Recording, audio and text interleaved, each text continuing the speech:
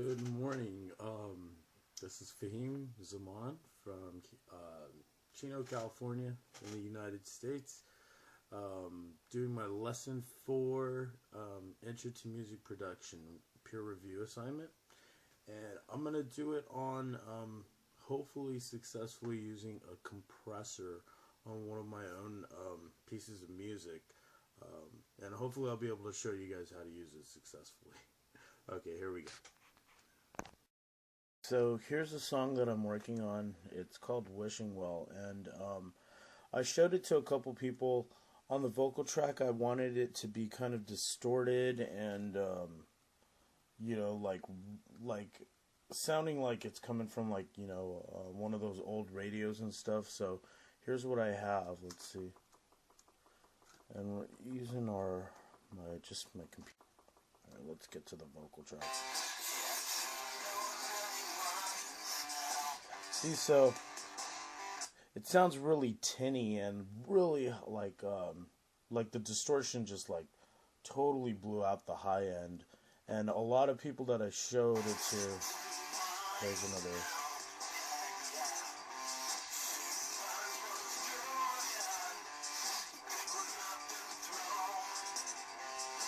Yeah, so there's like a lot of high end going on, and I after showing it to a bunch of people, that was like the number one thing that was pointed out in the song, that it's like the vocals were good, the music's good, but like the high end was just demolishing people's ears. It was just like really bothersome, and they didn't really want to listen to it anymore.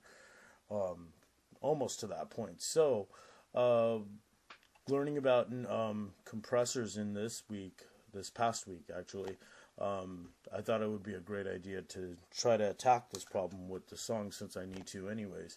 What I'll try to do is, here's the vocal track right here. This is the vocal track. And I have a lot of things going on here as far as effects and stuff, and I was just trying sounds when you're singing or like recording vocals. That obviously usually cuts at a high frequency, and it kind of, this compression is used to like lessen that. So using one of the techniques that we were talking about as far as downward compression, in this case my vocals were relatively high, so I'm going to try reducing the overall level of this first and seeing how that sounds. Let's see, here's the before. It was at negative 10 dB.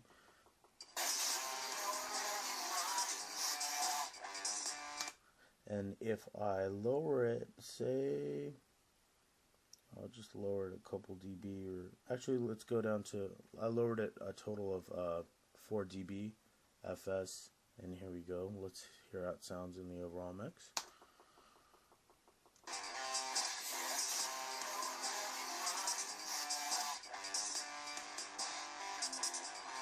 Yeah, that actually helped a lot. The de-esser is still working down here. It's the threshold I didn't change at all.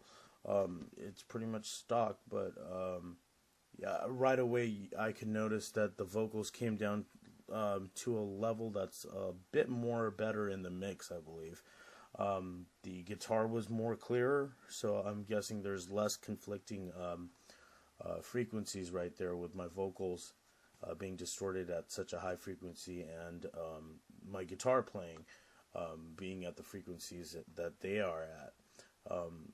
Like the performance comes through a lot better, I believe. So let's see if we could maybe mess with the attack and release a little bit, but I think that sounds pretty good here.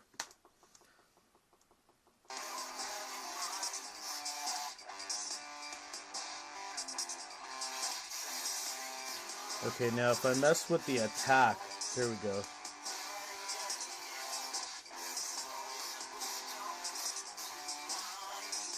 Whoa, that's way better.